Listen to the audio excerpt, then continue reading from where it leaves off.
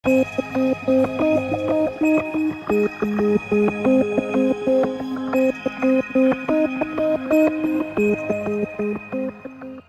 dispensação de medicamentos requer inúmeros cuidados e não pode ser tratada como um simples comércio. O Conselho Regional de Farmácia do Distrito Federal, há pelo menos 5 anos, vem lutando pela manutenção das drogarias e farmácias como estabelecimento de saúde e pela não permissão de venda de outros produtos além de medicamentos.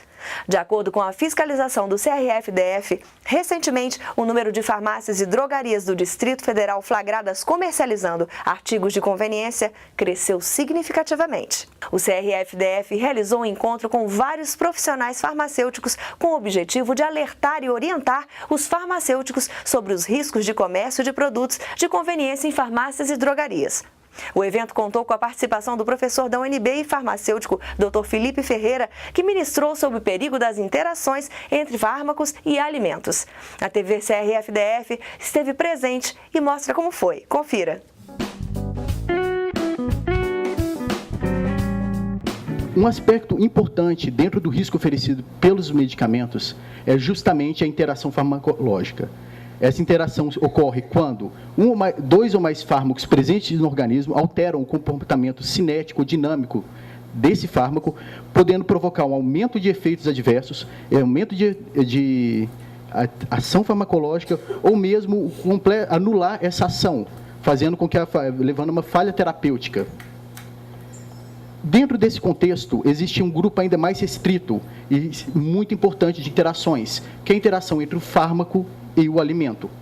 Esse grupo de interações, até pouco tempo, era ignorado e era responsável por uma série de eventos fantasmas clínicos que não eram observados e hoje estão sendo muito esclarecidos e podem ser evitados. O primeiro aspecto do alimento e o paciente se dá à fisiopatologia.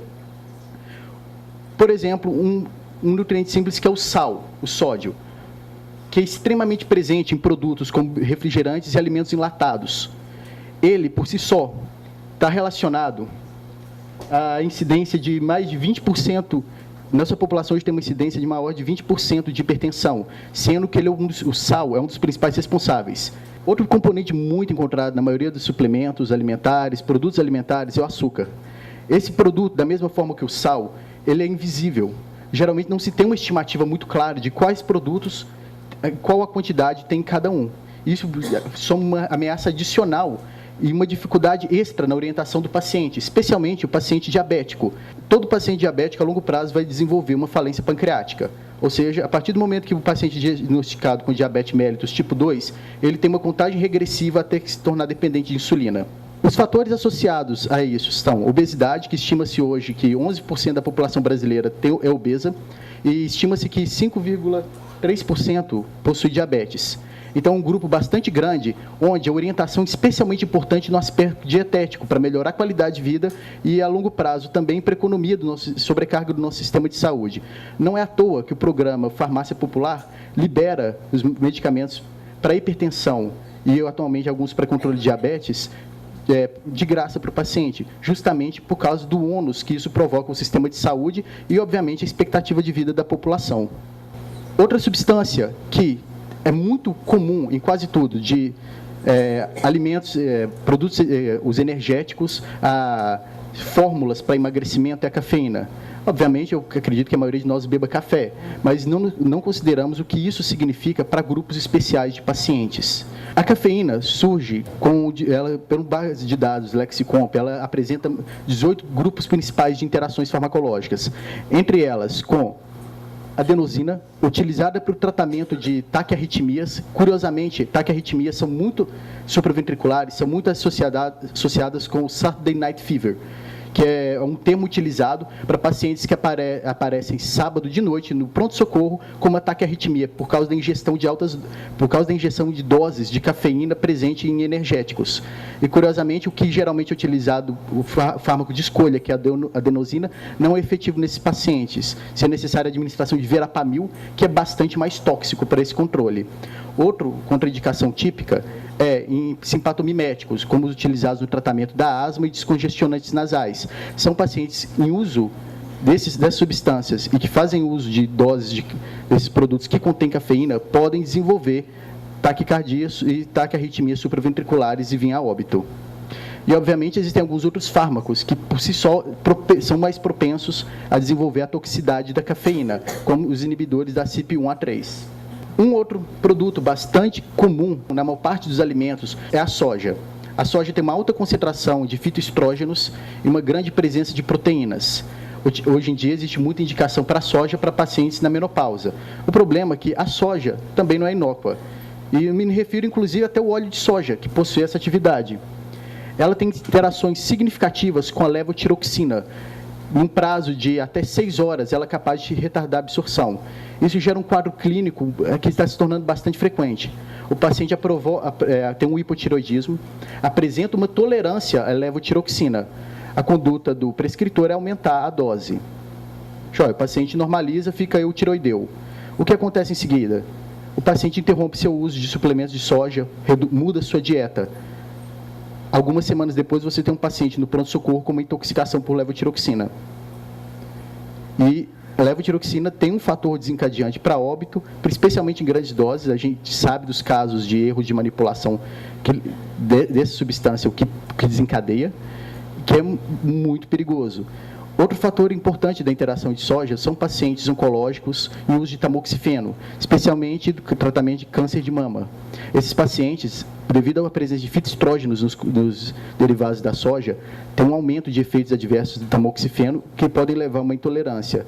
E a interação fármaco-alimento é um fantasma, porque é difícil você diferenciar clinicamente o que está sendo responsável pela intolerância. A paciente está é naturalmente intolerante, é idiosincrático dela, ou ela está recebendo esses componentes de soja.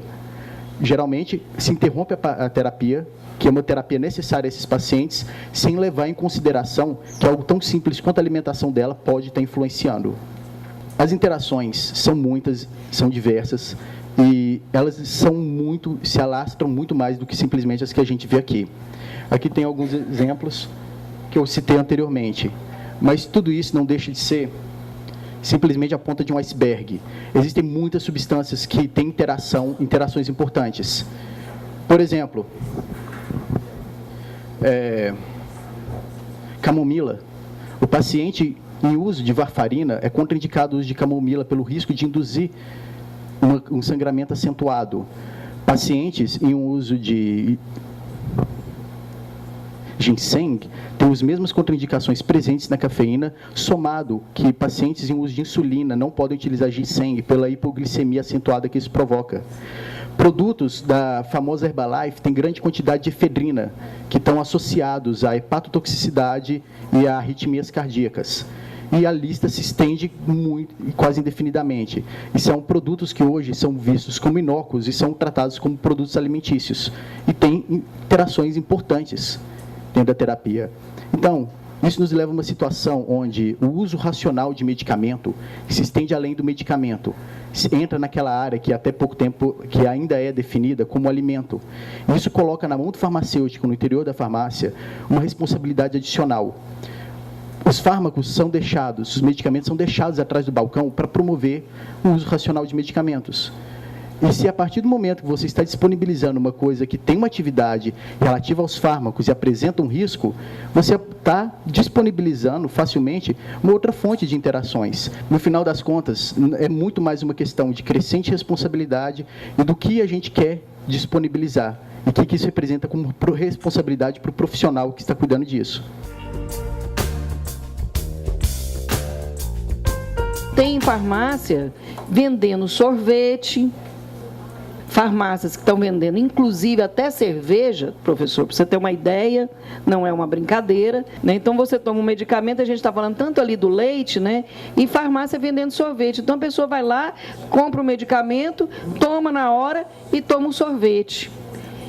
Vocês têm que pensar muito, vocês são o responsável técnico. Um paciente que passa mal na sua farmácia, na utilização de uma interação medicamento-alimento, você vai ser responsável. Quem vai responder juridicamente não é o dono da farmácia, são vocês. Em 4 de julho de 2009, quando surgiu a Lei Distrital 4353, ela foi promulgada pela Câmara, foi discutida em apenas 3 dias, não houve qualquer audiência pública sobre o tema, não houve qualquer parecer sobre o tema, a não ser dos próprios deputados distritais. A lei foi aprovada no 4º ou no 5º dia e publicada no 6º dia de discussão dessa lei. Ela foi publicada na época pelo governador em exercício, vice-governador, ou seja, não houve nenhuma análise de Constituição e Justiça. Esse tipo de legislação, ela tem que ser de natureza federal, ela não pode ser de natureza distrital. E isso violou o artigo 22, o 23 e o 24 da Constituição Federal. Por quê? Porque cabe à União Federal legislar sobre normas gerais, ou seja, o que seriam estabelecimentos. Na realidade, essa lei do Distrito Federal ela mudou a natureza do que a gente pode chamar de drogaria, porque a drogaria passou a ser entendida como uma loja de conveniência. E isso poderia ter sido feito somente em âmbito federal. Por isso, na época, o Conselho Federal de Farmácia, o Conselho Regional de Farmácia, fez a representação para a ação direta de inconstitucionalidade. Ela foi recebida na Procuradoria-Geral da República, pelo Roberto Gurgel, e foi recebida no Distrito Federal na época, e foi entregue em mãos ao Dr. de Aulas Costa Ribeiro, que fez o parecer juntamente com a ProSUS e enviou à PGR. Então, foram 2 representações, uma assinada por a gente e outra assinada pelo próprio Ministério Público do Distrito Federal. Essa ação foi distribuída, ainda no ano passado, ao ministro Toffoli, no Supremo. E até agora não há nenhum parecer sobre ela. Então, se vamos misturar uma coisa com a outra, o que vai valer? A Lei 5991 ou a Lei Distrital? A Lei Distrital sempre vai valer menos do que uma lei federal. Isso é o parágrafo 4º do artigo 24 da Constituição Federal, que sempre onde houver confronto, as normas gerais elas prevalecerão sobre as normas específicas distritais. O que precisa ficar muito claro, que eu estou batendo na tecla, é que o Conselho não está contra vocês. Muito antes, pelo contrário, o Conselho está apoiando vocês. Brasília é referência nacional. Isso o resto do país faz, alguns lugares fazem, mas está errado. A lei ela é uma só para todos. Volto a repetir, a nossa função aqui é, além de fiscalizar, é orientar vocês. Esse é um dos eventos que o CRF-DF vem realizando com o intuito de atualizar, instruir e informar os farmacêuticos sobre as novidades da área. Para saber sobre os próximos eventos, acesse o site crfdf.org.br. O nosso programa fica por aqui. Até a próxima edição.